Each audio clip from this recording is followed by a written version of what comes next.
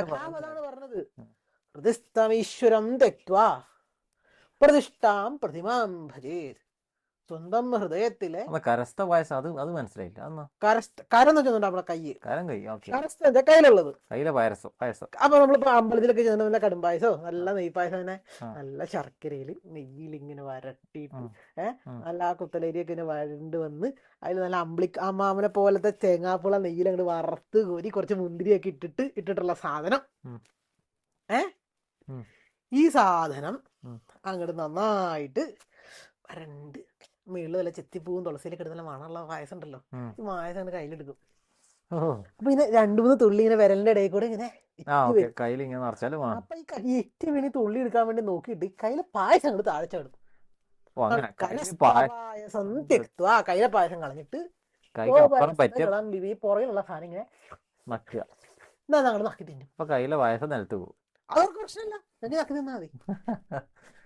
ഓ അങ്ങനെ നമ്മളെ പച്ചമലയാളത്തിലുള്ള ഈശ്വരനെ ത്യജിച്ചിട്ട് പച്ച ഇതിലും കൂടെ സിമ്പിളാക്കി പറഞ്ഞുതരാം. നമ്മളെ കയ്യിലുള്ള സാധനം കളയുന്നിട്ട് വല്ലതും നക്കാൻ പോകുന്നു പറയില്ലേ. അയാള് കൊള്ളാലോ. എടോ അല്ലെങ്കിൽ പിന്നെ അയാൾ ഇത്രയും കാലം അവിടെ ഇരിക്കുവോ ഈ ബോധമില്ലാണ്ട്?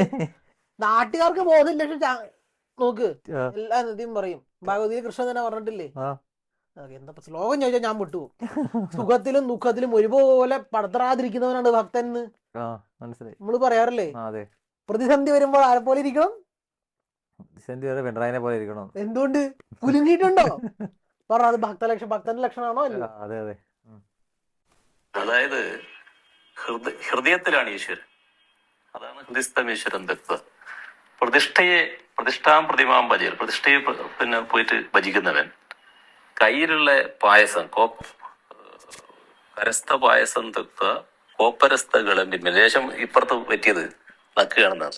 ഈ കയ്യിലുള്ള പായസത്തിന് പകരം ഈ പായസം ഇങ്ങനെ കുടിക്കല്ലേ വേണ്ട, അതിന് പകരം ഈ പുറം നക്കുകയാണ്.